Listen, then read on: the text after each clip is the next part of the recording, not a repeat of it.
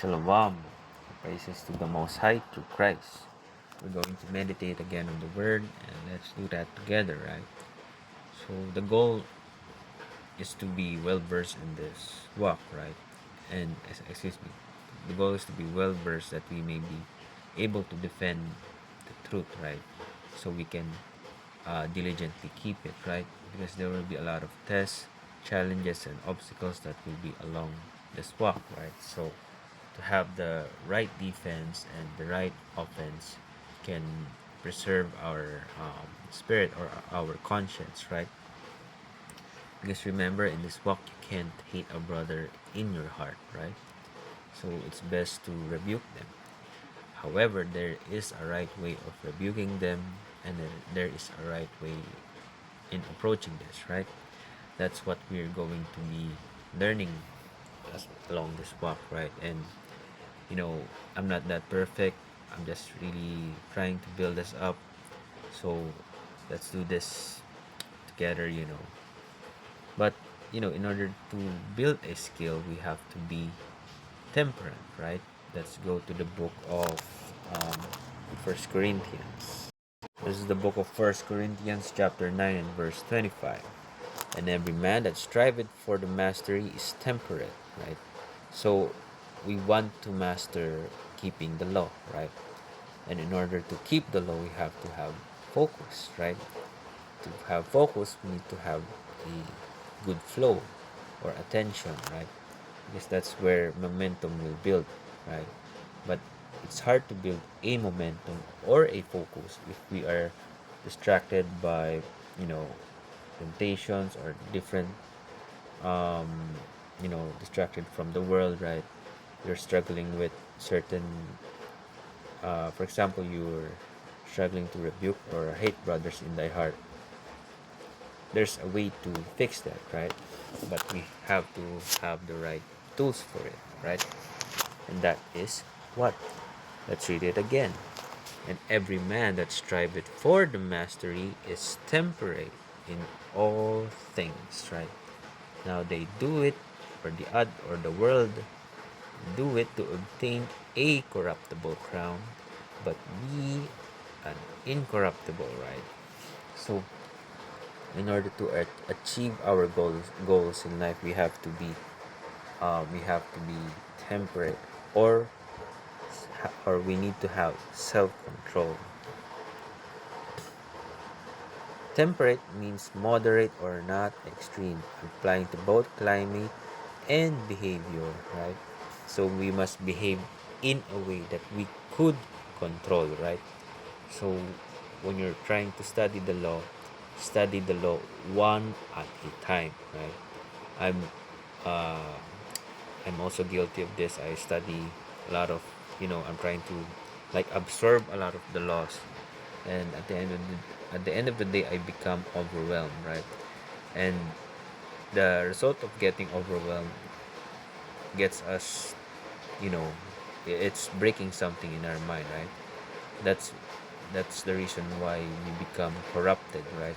It's like a PC or a computer, right? If it gets a lot of viruses, it gets corrupted, right? So we have to do things in order and decently, right? I know a good thing is to set the expectation, right? So expect that the law is a lot, right? So it's best to tackle or approach this in a temperate way or in a self-controlled way, so that we don't get overwhelmed, and at the end we don't get corrupted, right? There's videos in Sons of Thunder Israelites that could teach us the laws, right? Just recently they talked about the discernment or the differences between idolatry when you're eating, inside something, right? My approach to this is that you can eat any clean foods, because all foods comes from the Lord, right?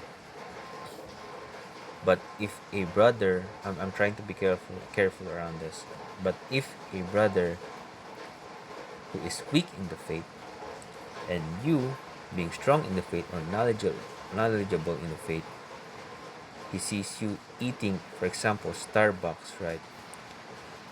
That brother believes that Starbucks is a god or something like that, then what you need to do is to don't go there, right? But you yourself don't acknowledge that god, right? Because it's a false god.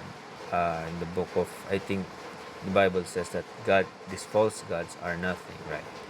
But there are brothers who are weak in the truth who still acknowledges that. So if that is the scenario, it's best to not go there, so that your knowledge don't don't get them destroyed, right? Because fear could be an indication of acknowledge, right?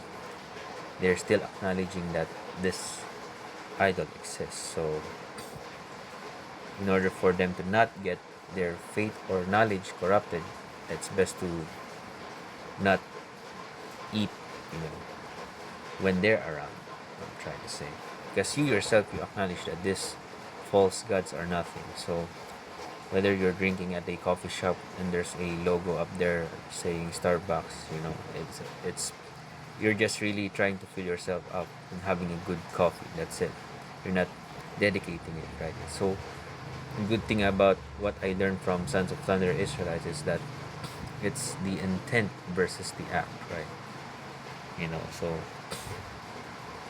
the act will only apply if someone is around who knows that you are in the truth, right? So we have to be what do you call this? We have to be careful around, you know, brothers who are still learning this, right? But at the same time, of course, I'm still also studying this doctrine, right? So let's walk with temperance, and you know, we don't want to get ourselves corrupted and other brothers corrupted. So we have to do things in order and in sincerity and in truth, right? So that's my meditation for today, because I definitely need this word, you know, because once you shower yourself with words, you know, become less fleshly, right? And to become less fleshly, you are less capable of sinning, right? So that's what we do today, right?